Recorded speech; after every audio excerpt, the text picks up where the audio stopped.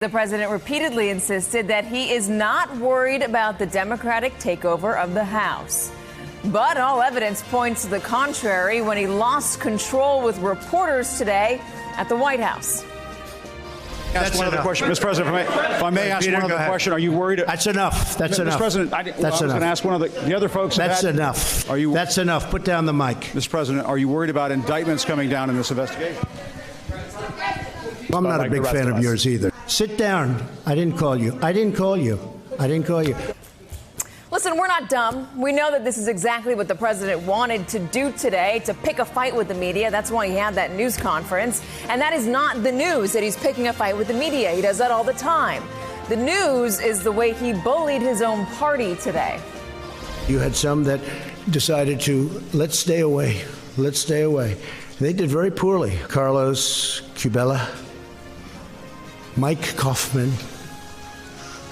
Too bad, Mike. Mia Love. I saw Mia Love. She'd call me all the time to help her with a hostage situation, being held hostage in Venezuela. But Mia Love gave me no love. And she lost. Barbara Comstock was another one. I mean, I think she could have won that race, but she didn't want to have any embrace. Was it to make sure they keep protecting him, or was it pure ego, or was it both?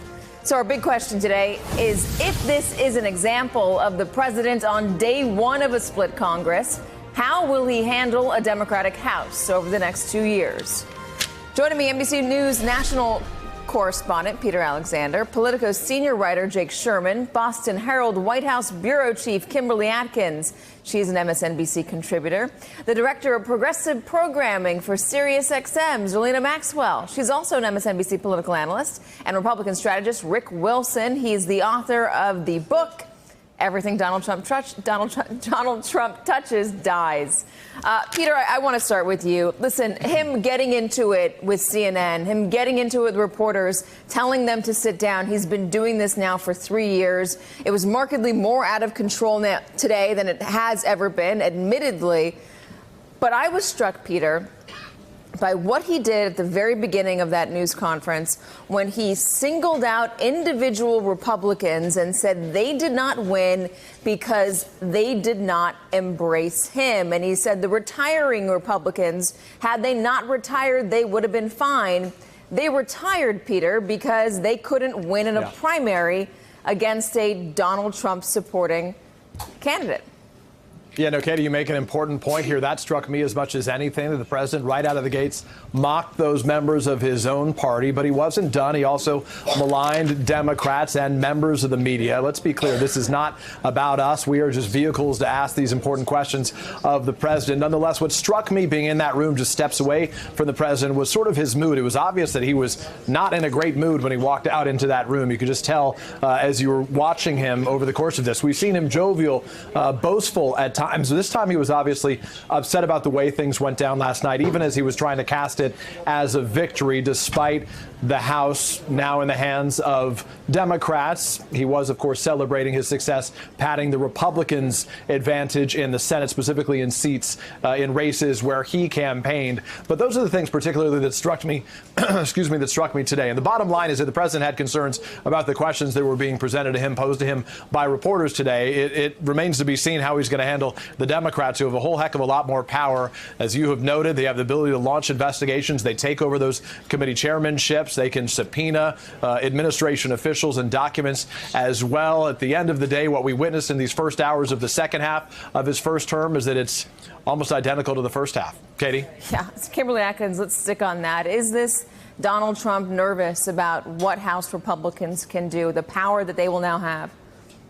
Of course he is. I mean, I know he talked very glowingly about soon-to-be Speaker Pelosi today. saying how she deserves this win and how hard she fought, and said that that was very sincere. But we know how President Trump feels about and treats people who challenge him and who pose any threat, as he sees it, to his presidency. Just look at how he talks about the Mueller probe, how he talks about his own attorney general, the fear that some folks have that he's going to fire his deputy attorney general and probably do a big house cleaning in the Justice Department about this probe. Once Democrats start wielding subpoena power and start going after the president, as he himself said, he is going to fight back. And I don't think there is any question that that is going to happen. So the soft tones from him today, I think, are quickly going to be taken over by a really cantankerous relationship between the House and the White House. If we thought President Trump and Senator Elizabeth Warren was a tough fight, wait till Pelosi v. Trump. Jake, I've got two questions for you. I want to start with first, what should we expect from House Democrats? Broadly speaking, I mean, I want to make a point on the investigative front. There's always a process when it comes to these investigations where subpoenas aren't necessarily the first thing that you'll see. You'll see committees send letters to the White House and to agencies saying, please come up here and provide these documents. That goes on for a couple weeks or perhaps a couple months. There's negotiations behind the scenes about what to produce. And then finally, the last step is a subpoena. But again, there are deals to be cut when it comes to investigations. And Pelosi is very savvy when it comes to these things, and she understands what overreach would look like and what the perils of overreach are. And she said this is not going to be a scattershot deal. This is going to be very targeted. So she's already pretty well aware of the consequences. Now, my personal view, just in covering this for the last couple of years, is that there isn't a huge appetite in the Democratic base, the people who just got elected to Congress, to do big deals with Donald Trump. I don't think. Maybe that will change. Maybe we'll all be surprised. But I think a lot of people got elected who were pretty disgusted by the president and didn't like the way he did business and will not gain from doing business with him. Are there spots where they could get things done? Sure. Could there be an infrastructure bill? I'm skeptical about a lame duck. I think in the early part of next year, there will be some incentive to get that done.